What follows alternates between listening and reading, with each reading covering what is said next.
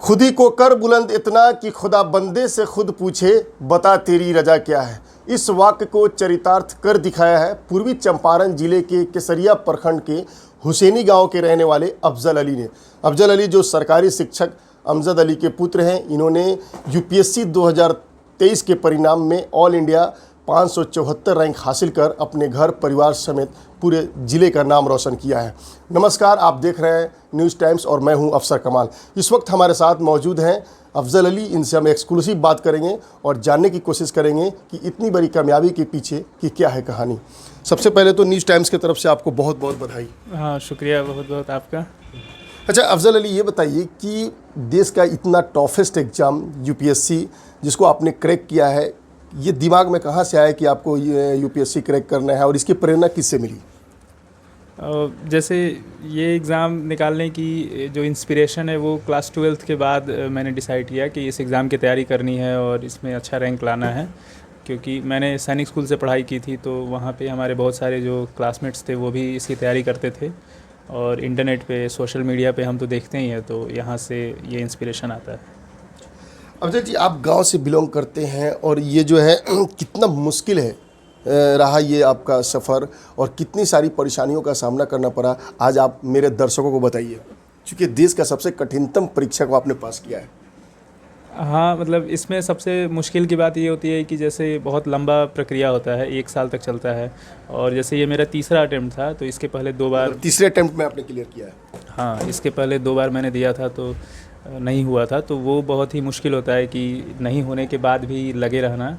क्योंकि पूरा जैसे पिछले 4 साल से मैं इस एग्ज़ाम की तैयारी कर रहा था, तो 4 साल तक अपने आप को मोटिवेट करके रखना और पेशेंस रखना, ये मुश्किल काम होता है। अच्छा, जब से रिजल्ट आया है कल से पूरे इलाके के लोग जो है, जिसे आप जानते तक नहीं हैं, वे सोशल मीडिया के विभिन्न प्लेटफॉर्म पे आपका फ़ोटो टैग करके आपको बधाई दे रहे हैं। ये कितना अद्भुत है क्षण है आपके लिए कि जिसे आप जानते नहीं वो भी आपकी चर्चा कर रहा है। हाँ, ये मेरे लिए बहुत खुशी की बात है और साथ में ये एक तरह की रिस्पॉन्सिबिलिटी भी है, क्योंकि इस तरफ गांव साइड में बहुत कम बच्चे होते हैं जो एग्ज़ाम्स में बहुत अच्छा करते हैं। तो मुझे इस बात की भी ज़्यादा खुशी है कि अगर 100-200 और लड़के अगर पढ़ाई के लिए मोटिवेट हो जाएं तो ये बड़ी अच्छी बात होगी। अच्छा, इतनी बड़ी कामयाबी का जो है आप श्रेय किसको देना चाहते हैं? इसका मतलब आखिर इतनी बड़ी कठिनतम एग्ज़ाम को पास करने के पीछे की कहानी क्या है? हाँ, सबसे बड़ी जो इसका सबसे बड़ा श्रेय है वो मम्मी पापा को जाना चाहिए और उसके बाद टीचर्स को और फिर दोस्तों को, जो अलग अलग समय पे अलग अलग तरीके से हेल्प किए हैं और करते हैं। अच्छा, अमूमन देखा जाता है कि बहुत सारे लोग जो है तैयारी करना नहीं चाहते, चूँकि बोलते हैं कि बहुत इसमें मेहनत करना पड़ेगा। जो गरीब तबके के लोग हैं वो नहीं चाहते हैं तैयारी करना, चूँकि उसमें लगता है कि पैसे खर्च होगा। और अमूमन ये भी देखा जाता है कि लोग 1-2 अटैम्प्ट में फेलियर होने के बाद छोड़ देते हैं, लेकिन आपने तीसरे अटैम्प्ट में इसको क्लियर किया, तो उन लोगों के लिए क्या मैसेज देना चाहेंगे?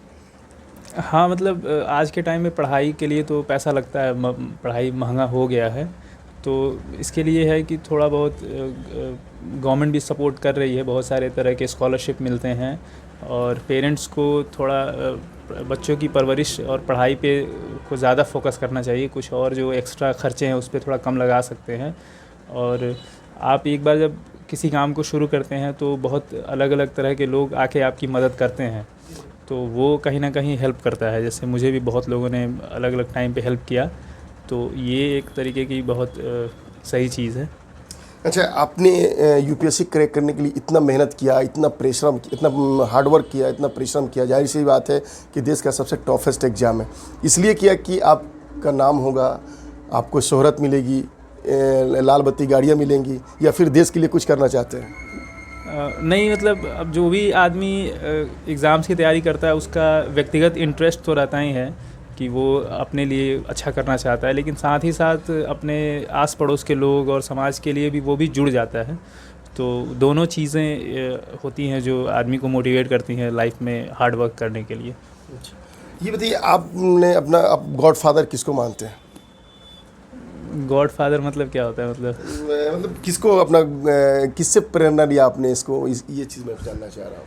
हाँ, किससे प्रेरणा लेकर आपने आगे बढ़े? वो मैं बोलूँगा पापा को, क्योंकि पापा बहुत मेहनत करते हैं, तो उन्हीं को मैं बोलना चाहूँगा। ये सबसे ज़्यादा इंस्पिरेशन, मोटिवेशन उन्हीं से आता है। मैं जानना चाहूँगा, हो सकता है आपको आईएएस मिले या आईपीएस मिले, अगर दोनों में से कोई एक पोर्टफोलियो मिलता है आपको, तो उसमें सबसे पहली प्राथमिकता क्या होगी? किस क्षेत्र में आप सुधार करना चाहेंगे, काम करना चाहेंगे? नहीं, जैसे मेरा रैंक 574 है तो आईएएस तो नहीं मिलेगा, आईपीएस मिल सकता है और नहीं तो आईआरएस मिल सकता है।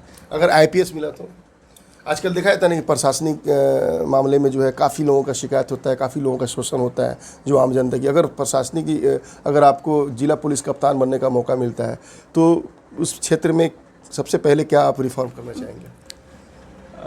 जैसे देखिए, अभी तो जैसे सिलेक्शन हुआ है तो बहुत सारी चीज़ों के बारे में मुझे पता नहीं है। अब जब ट्रेनिंग होगा और जो अलग अलग तरह की जो रिस्पॉन्सिबिलिटी हैं वो मिलेंगी तो खुद समझ में आएगा कि हम क्या कर सकते हैं, किस तरह के पावर और पोजीशंस मिलते हैं। तो उस टाइम में हम चीज़ों को अच्छे से देख पाएंगे, परख पाएंगे और जो भी सुधार की चीज़ें हैं, जो भी रिस्पॉन्सिबिलिटी मिलेगी उसको अच्छे से आदमी इम्प्रूव करेगा। अच्छा, ये बताइए कि जो अभी तैयारी कर रहे हैं यूपीएससी की, काफ़ी मेहनत कर रहे हैं, उनके लिए कुछ टिप्स मैं चाहूँगा कि मेरे माध्यम से आप दें कि वो कैसे तैयारी करें और किन किन बातों का ख्याल रखें। जो भी लोग इस एग्ज़ाम्स की तैयारी कर रहे हैं या और किसी दूसरे एग्ज़ाम्स की तैयारी कर रहे हैं तो उसके लिए सबसे जो ज़रूरी चीज़ मुझे लगता है कि एग्ज़ाम के जो क्वेश्चंस होते हैं, सिलेबस होते हैं, उसकी अंडरस्टैंडिंग। दूसरी चीज़ की चीज़ों को अच्छे से रूटीन में प्लान करना और एक टाइम लिमिट में चीज़ों को फॉलो करना और थोड़े डिस्ट्रैक्शंस को अवॉइड करना, क्योंकि आजकल लोग फ़ोन और लैपटॉप से ही पढ़ाई करते हैं और उस पर बहुत सारे डिस्ट्रैक्शंस भी हैं। तो एक अनुशासित रूप से चीज़ों को प्लान करके एग्जीक्यूट करना बहुत ज़रूरी है। ये बताइए कि आपके पिता हैं जो सरकारी शिक्षक हैं, उन्होंने काफ़ी कुछ वो कल से जो रिज़ल्ट आया काफ़ी चर्चाएं हैं। एक बेटे के लिए इससे बड़ी क्या हो सकती है कि बेटा इतना अच्छा करे और अपने पिता का गर्व से सीना चौड़ा हो गया और बधाइयों का तांता लगा हुआ है। हाँ, पापा के लिए भी बहुत खुशी की बात है और मेरे लिए भी। तो मतलब ये की बात है और मेरे लिए भी। तो मतलब ये चीज़ तो है, मतलब इस चीज़ का यकीन था कि एग्ज़ाम तो निकल ही जाएगा, ये इस बार नहीं तो अगले बार। तो मतलब खुशी बहुत है, इसमें कोई दो राय नहीं। पिछले साल ये हमें जानकारी मिली है कि पिछले साल भी यूपीएससी के तहत ही किसी असिस्टेंट कमांडेंट के लिए आपने क्वालिफाई किया था और शायद उसको ज्वाइन भी किया था आपने। हाँ, पिछले साल CAPF का मैंने एग्ज़ाम दिया था, सेंट्रल आर्म पुलिस फोर्स। उसमें ऑल इंडिया रैंक 91 आया था। तो मुझे बॉर्डर सिक्योरिटी फोर्स में असिस्टेंट कमांडेंट का पोस्ट मिला था, लेकिन मैंने उसे ज्वाइन नहीं किया था। मतलब वो हो गया था, बट मैं सोच रहा था कि सिविल्स में हो जाए तो इधर चला आऊँगा। तो ये चीज़। ये बताइए अफजल जी, आपकी जो है शुरुआती दिनों की शिक्षा कहाँ से हासिल हुई, यानी नर्सरी से लेकर 12 तक, ग्रेजुएशन तक बताइए। मैं क्लास 5 तक यहीं हुसैनी के ही गवर्नमेंट स्कूल में पढ़ाई की। उसके बाद क्लास 6 से क्लास 12 तक सैनिक स्कूल नालंदा में पढ़ाई की, जो कि बिहार में ही है। और उसके बाद ग्रेजुएशन मैंने बनारस हिंदू यूनिवर्सिटी से किया, ज्योग्राफी ऑनर्स के साथ। किस सन में पास किया आपने? ग्रेजुएशन 2020 में कंप्लीट हुआ।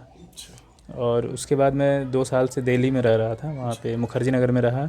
और फिर पिछले 1 साल से मैं जामिया मिलिया इस्लामिया में रह रहा था। ठीक।